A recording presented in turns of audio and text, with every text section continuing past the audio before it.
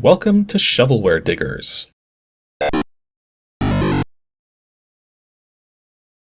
Our dig team is currently excavating the Softkey Shareware 2000 hit games 2CD collection. You can find a link in the video description listing the entire directory structure of this archive.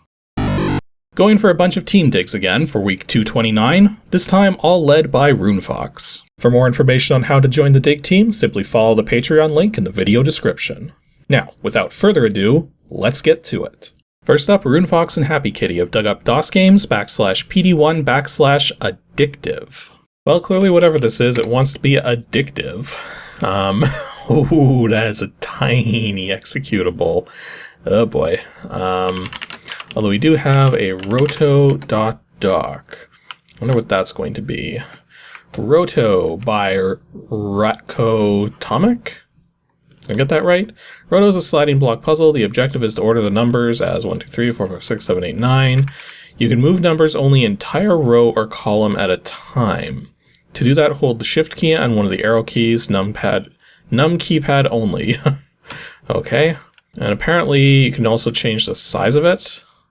To find strategy to solve 3x3, you can move to 3x4, 4x4, or any larger size. Change the size of the puzzle, press S. You'll be prompted for horizontal and vertical size. And I get the impression this might actually be freeware, because I'm not seeing much of anything here. There's a look.c. Apparently this is just the BBS where this is downloaded from. Okay then, Roto. And yep. It said I had to use the numeric keypad. Oh yeah, you do, because I'm holding shift now and it still just moves the cursor around. Okay, and as soon as I performed a motion, it the timer's starting to move now, but it's moving in... It's not the timer's not updating unless I move it around. Like, see, right now, nothing's updating on screen, but the moment I hit a button, the timer's updated. So the timer only updates visually if you're actually moving the cursor, which is weird, but whatever. So, basically just trying to move everything into place here. So yeah, the tricky thing here is that this kind of ties into with the whole Rubik's Cube idea, because I was never good at Rubik's Cubes, and I don't seem to be much better at this thing. I mean, when it comes to sliding tile puzzles, I prefer, when you're actually, individually moving, the individual tiles, and not moving entire columns and rows and everything. Because, I have the 4, 5, 6 here, and if I move this like this, I have the 1, 2, 3, but it's what do I do to get both? Although I don't seem to be doing, too bad here, because I've already got it so that I've got 1, 2, 3, 4, 5, 6, but the 7, 8, 9 is very much wrong right now. Or, wait, I just had to do that. Okay, 1, 2, 3, 4, 5, 6, 7, 8, 9, am I not done? Game? Should be done. What does the help say? Oh, there's actually a thing here where you can actually set it to alphabet letters. And how many letters should symbols have? Just one? Okay, and it actually reshuffled it when I did that. So what about alpha and 2? Okay. Well then how are you supposed to put this in order? What would the actual proper order even be? Oh, and there's also a playback function I should mention there. There's also the size thing. So let's see. It's the maximum size 7 by 11. Let's see how big. Oh, jeez. I think this would take a while. A very long while. Although interestingly enough, you can make very unusual sizes. So here we've got a 2 by 11. So it's almost like you're trying to sort of fit things in very interesting ways. I've already almost got the top row done there, but now it's how in the world do I fix the bottom row? Or actually, fixing the bottom row is really easy. So, for instance, this 14 here, I needed it in place of the 22 there. So I put it up like that, move it over, put it down, move it over again, and there we go. So this one's actually not that difficult to solve like this. And there we go. So 1, 2, 3, 4, 5, 6, 7, 8, 9, 10, 11, 12, 13, 14, 15, 16, 17, 18, 19, 20, 21, 22. Okay. So yeah, that was Roto, a very simple but very effective puzzle type game. So if you like these kinds of sliding by columns and rows and things, or any kind of interest in Rubik's Cubes, and you want something very retro in terms of text mode computer software that is free and does this with multiple size potentials on a two-dimensional grid, this actually does the trick pretty well and has a surprising number of features for how tiny of an executable it was. Next up, RuneFox and Saint of Streets have dug up WINGAMES /unclassified /Bog Out. Probably a Boggle clone. Like, I mean, with a name like Bog Out, it can't really be much of anything else. You got a README. Bog Out for Windows. Game is based on a dice game Boggle. Must be run under Microsoft Windows 3.0 or greater. Should be 6 files included. And then it says copy the first 4 files to your Windows directory or a new directory. Okay, so at least this person's acknowledging the fact that maybe this is not a good idea. And apparently it's a Lance Froman, who wants $10 for the registration and $25 if you want the source code. Okay then, so I guess we've got the doc file here as well, but I think we're pretty much very familiar with the rules of Boggle. If not, you're gonna find out in a moment. Okay, so Bog Out. Does it maximize? Of course not.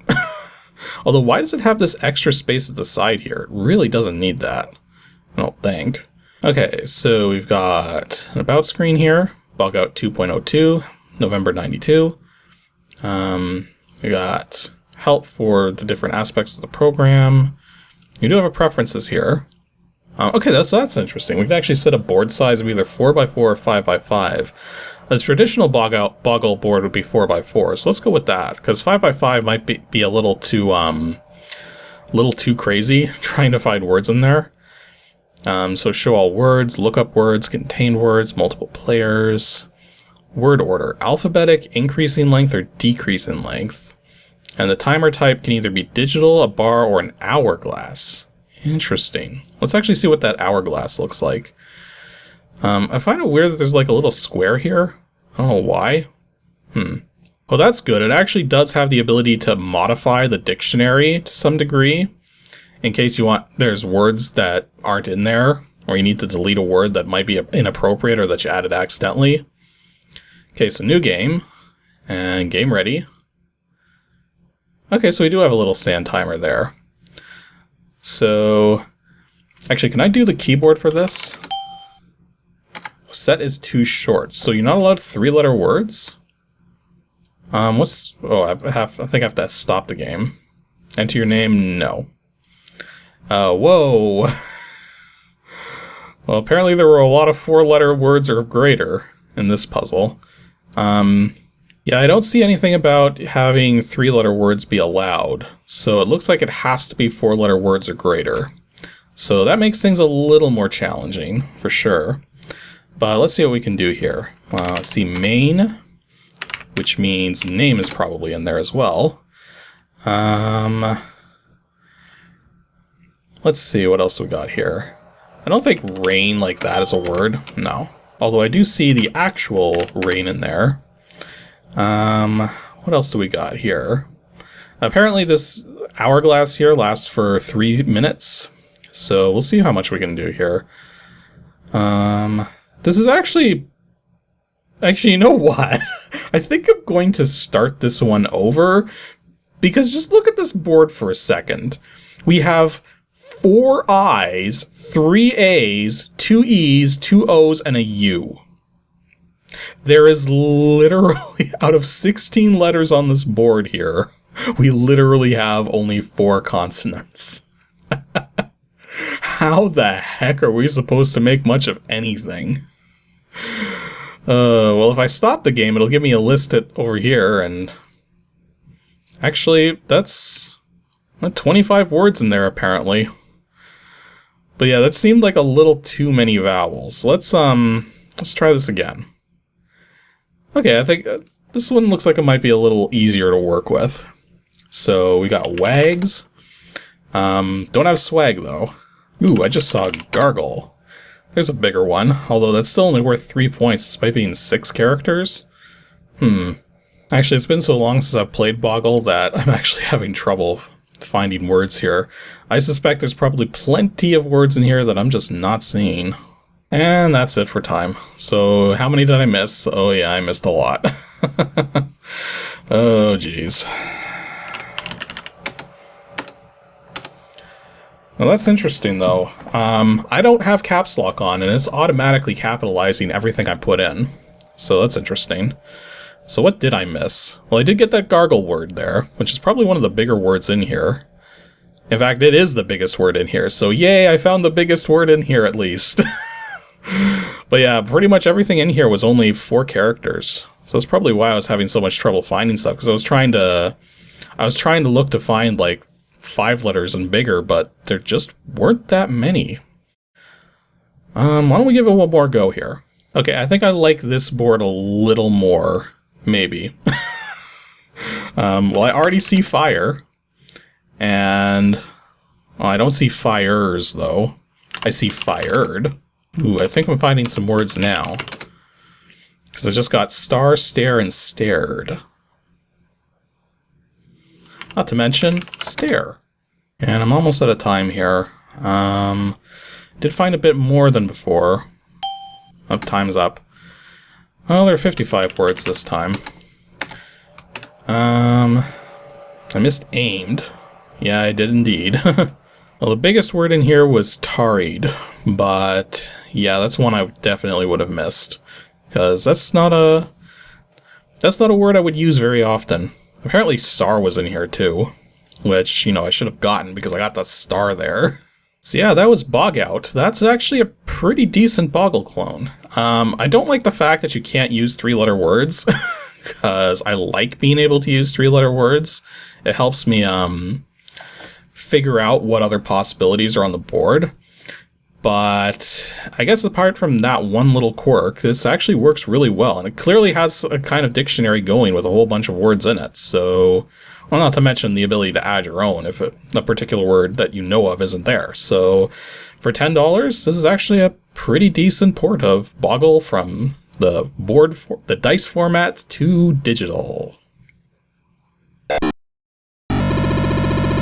Unfortunately, though, we did have a failed dig here from RuneFox and Dookie, DOSGAMES /KidGames /Thang11, and this one failed for kind of an annoying reason. Ooh, I just noticed here that this has setup details for BBS doors, which means this might not work without, like, proper BBS stuff set up, but maybe it will. So let's go back to DOS and see what happens if we just try running it.